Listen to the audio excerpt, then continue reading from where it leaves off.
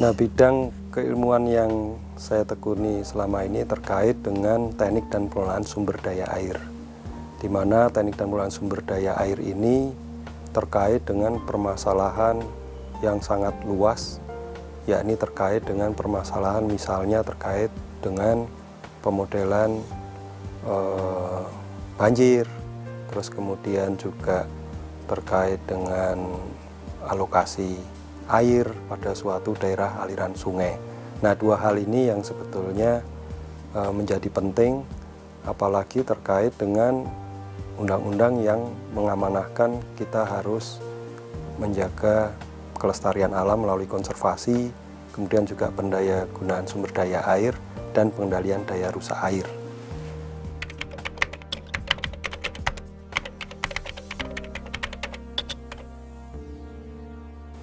Nah, antara lain penelitian tersebut adalah tentang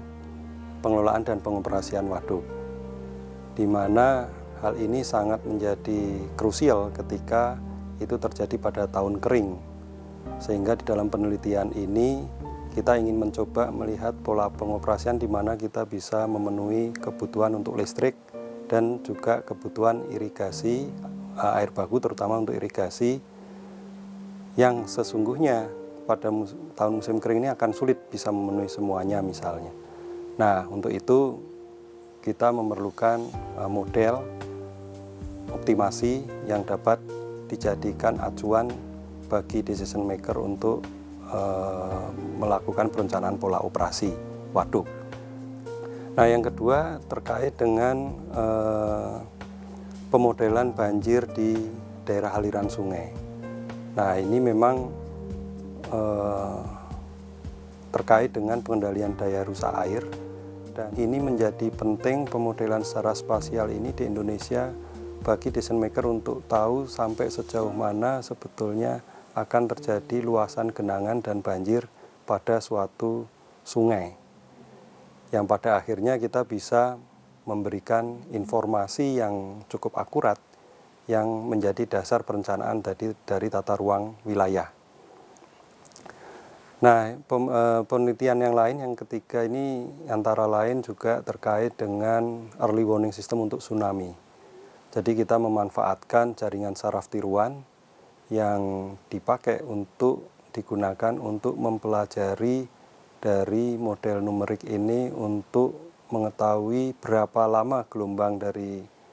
laut lepas mencapai ke pantai sehingga kita dapat segera mengambil keputusan untuk melakukan evakuasi di daerah pantai, terutama untuk pantai-pantai yang memang terkait dengan permukiman dan kegiatan ekonomi atau sosial lainnya.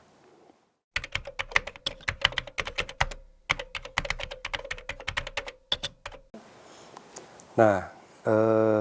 kontribusi penelitian untuk ke masyarakat,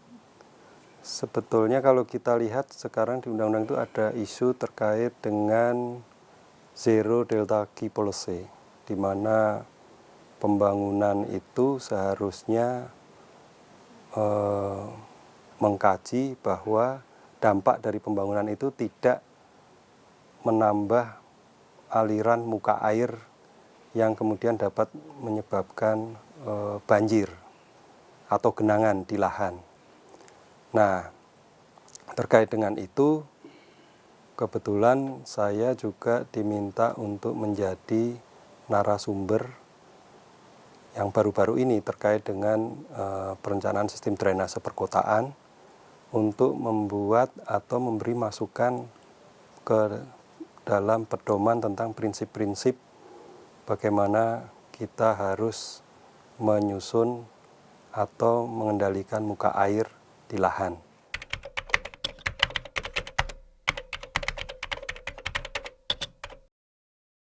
Nah, kerjasama yang dilakukan dengan pemerintah biasanya saya dengan Kementerian Pekerjaan Umum, baik di Direktorat Jenderal Sumber Daya Air maupun di Direktorat Jenderal Cipta Karya, yaitu di Subdit Drainase. Nah, ini yang memang baru-baru ini seringkali saya sering diminta untuk menjadi narasumber untuk membuat pedoman yang seperti yang saya sampaikan tadi, yaitu terkait dengan perencanaan untuk sistem drainase perkotaan. Nah, di samping itu kerjasama juga saat ini yang sedang berjalan ke depan itu terkait dengan penelitian di Ciliwung,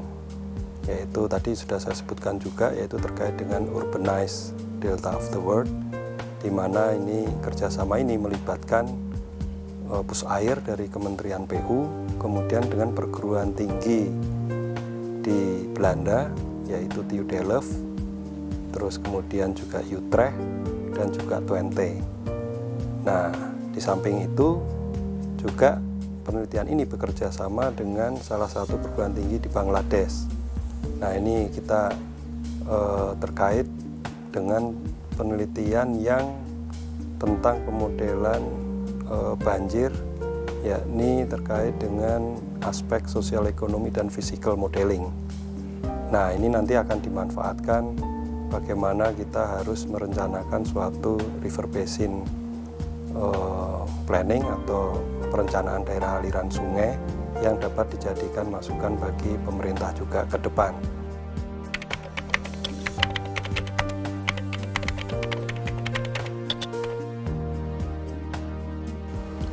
Nah, memang bidang keilmuan yang saya tekuni selama ini terutama terkait dengan pengendalian daya rusak air, ya ini banjir.